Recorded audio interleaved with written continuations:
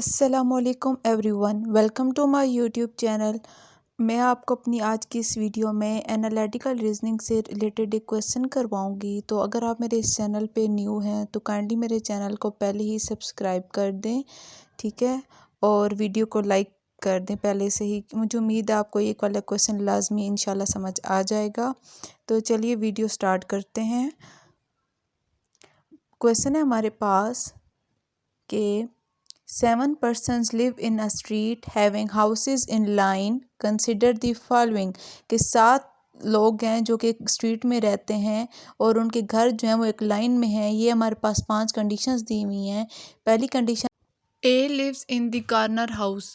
ए जो है वो कोने वाले घर में रहता है। C is between E and G. C का घर जो है वो ई और जी के घरों के दरमियान में है। There is one house between D and F. तो डी और एफ जो है उनके घरों के दरमियान में एक और घर भी मौजूद है, ठीक है, वो फ़िलहाल हमें पता नहीं है। F is neighbour of G. F और जी जो हैं वो आपस में नेबर्स हैं। And there are 2 houses between A and G. और ए और जी के घरों के दरमियान में 2 घर मौजूद हैं जो फ़िलहाल हमें नहीं पता, वो आगे हम फाइंड कर लेंगे, ठीक है। तो there are 2 houses between A and G. तो अब सबसे पहले हम क्या करते हैं, ये जितनी भी हमें 5 कंडीशंस दी हुई हैं हम इन 5 कंडीशंस को एक शॉर्ट फॉर्म में लिख लेते हैं ताकि आगे जो क्वेश्चन में एमसीक्यूज़ आएंगे या जो आगे एमसीक्यूज़ आएंगे उनको सॉल्व करना हमारे लिए थोड़ा इजी हो जाए। तो हम इन 5 कंडीशंस को एक शॉर्ट फॉर्म में लिख लेते हैं। सबसे पहले हमारे पास कंडीशन है A lives in the corner house. A जो है वो एक कॉर्नर वाले घर में रहता है, तो फिर लिख लेते हैं ए कॉर्नर। ये मतलब शॉर्ट फॉर्म में हम अपनी आसानी के लिए लिख रहे हैं। सेकंड कंडीशन है हमारे पास सी इज़ बिटवीन ई एंड जी। मतलब सी का जो घर है वो ई और जी के घरों के दरमियान में है। तो उसको कैसे लिखेंगे हम, ई सी जी। मतलब सी ई और जी के दरमियान में है, या इसको इस तरीके से लिख सकते हैं, या हम लिख सकते हैं जी सी ई, ठीक है। सी तो है वो फिर भी दरमियान में ही आ रहा है। अच्छा, थर्ड कंडीशन है हमारे पास there is one house between D and F. D और एफ के दरमियान में एक घर मौजूद है, ठीक है। तो डी और एफ के दरमियान में घर मौजूद है। जो घर हमें नहीं पता, हम उससे उस जगह पर हमने एक खाली जगह छोड़ दी है, ठीक है। F is neighbour of G. F और जी जो हैं वो आपस में नेबर हैं, तो उनको इकट्ठा करके लिख लेते हैं एफ जी, या हम इसको इस तरीके से भी लिख सकते हैं जी एफ,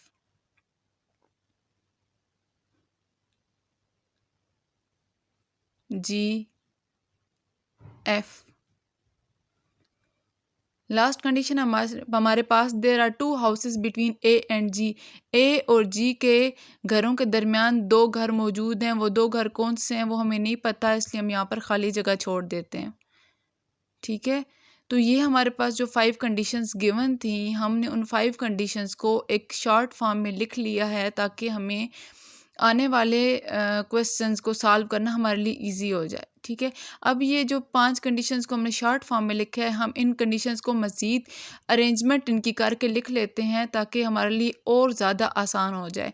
तो हम किस तरीके से लिखते हैं, पहला हमारे पास क्या था, ए जो है वो कॉर्नर पे है, तो ए को सबसे पहले लिख लेंगे, ठीक है। फिर नेक्स्ट कंडीशन ए को लेकर क्या है कि ए और जी के दरमियान में 2 घर हैं, तो कौन से 2 घर हैं वो खाली जगह छोड़ दी और ये जी लिख देते हैं, ठीक है। अब नेक्स्ट देखें तो जी को लेकर हमारे पास क्या कंडीशन है कि जी और एफ जो हैं वो नेबर हैं, तो फिर जी के आगे हम क्या लिख देंगे, एफ, ठीक है। जी और एफ जो है वो आपस में नेबर्स हैं, जी एफ।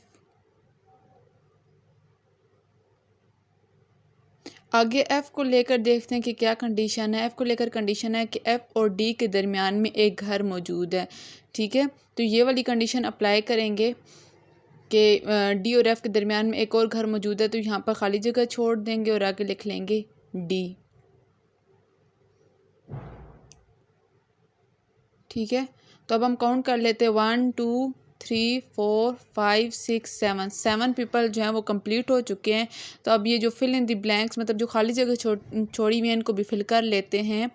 तो हम देखते हैं कि देखें कि सी जो है वो ई और जी के दरमियान में है, तो हम इस कंडीशन को लिखते हैं सी जो है वो किसके दरमियान में है, ई और जी के।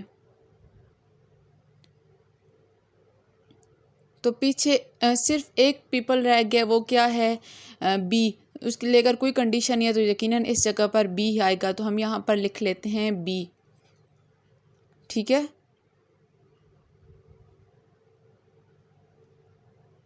तो ये हम लोगों ने एक प्रॉपर अरेंजमेंट करके लिख दिया है। तो अब हमारे लिए एमसीक्यूज़ को सॉल्व करना बहुत ज़्यादा इजी हो जाएगा, ये एक प्रॉपर अरेंजमेंट बन गया। चलिए एमसीक्यूज़ की तरफ चलते हैं। हमारे पास पहला एमसीक्यूज़ है, who lives in the second corner. Second corner में कौन रहता है, तो यहाँ पर देखें पहले कॉर्नर पे तो ए रहता है, तो दूसरी साइड पे देखें तो दूसरे कॉर्नर पे क्या कौन रहता है, डी। पहले कॉर्नर पे क्या रहता है, ए, और दूसरी कॉर्नर पे रहता है डी। तो इसका मतलब है कि हमारे पास ऑप्शन 3 ठीक है, जिसमें लिखा हुआ है D. So our answer is D. हम लोगों ने ये अरेंजमेंट इसीलिए की थी ताकि हमारे लिए अपने लिए आसानी और क्वेश्चंस को सॉल्व करने में हमें कोई प्रॉब्लम ना आए। ठीक है, नेक्स्ट एमसीक्यूज देखते हैं।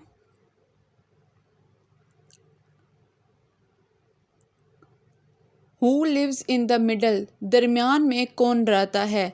तो देखिए यहाँ पर कि हमारे पास कितने हैं, टोटल 7 लोग हैं। ठीक है, 3 ये और इधर से 3 ये, तो दरमियान में कौन सा आ रहा है, दरमियान में जी आ रहा है। तो इस कौन से ऑप्शन में जी है, ऑप्शन नंबर 4 में जी है। तो इसका मतलब है ऑप्शन 4 जो है वो हमारे पास करेक्ट है। तो आवर आंसर इज जी। जी जो है वो मिडल में रहता है।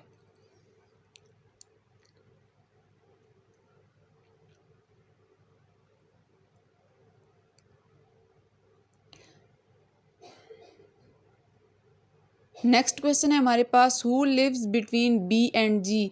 बी और जी के दरमियान में कौन रहता है। ठीक है, तो यहाँ पर देखें तो बी ये है और जी ये है, तो बी और जी के दरमियान में एफ़ मौजूद है। तो हम देखते हैं किस ऑप्शन में हमारे पास एफ़ है, ऑप्शन 3 में। तो इसका मतलब है आवर ऑप्शन 3 इज़ करेक्ट। तो so answer is F. F जो है वो बी और जी के दरमियान में रहता है। ठीक है,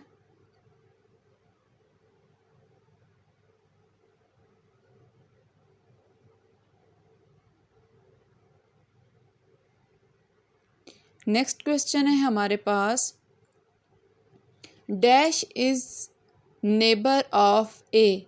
ए का नेबर कौन है, तो यहाँ पर देखो तो ए का नेबर है ई। तो ई किस ऑप्शन में है, ऑप्शन 2 में। तो ऑप्शन 2 जो है वो हमारे पास ठीक है। So E is a neighbour of A.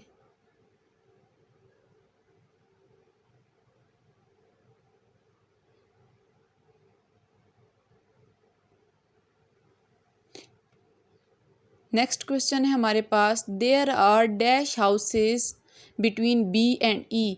B और ई के दरमियान में कितने घर मौजूद हैं। बी ये है हमारे पास, ठीक है, और ई ये है। तो यहाँ पर काउंट कर लेते हैं कि बी और ई के दरमियान में कितने घर मौजूद हैं। तो हमारे पास 1 2 3 3 घर मौजूद हैं बी और ई के दरमियान में। तो ऑप्शन 4 जो होगा वो करेक्ट होगा। So our answer is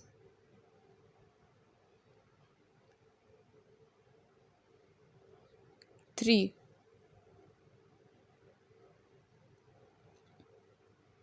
I hope आप लोगों को ये क्वेश्चन समझ में आ गए होंगे। ये बहुत ही इजी क्वेश्चन है, जस्ट सिंपल आपको कुछ ट्रिक्स अप्लाई करने पड़ती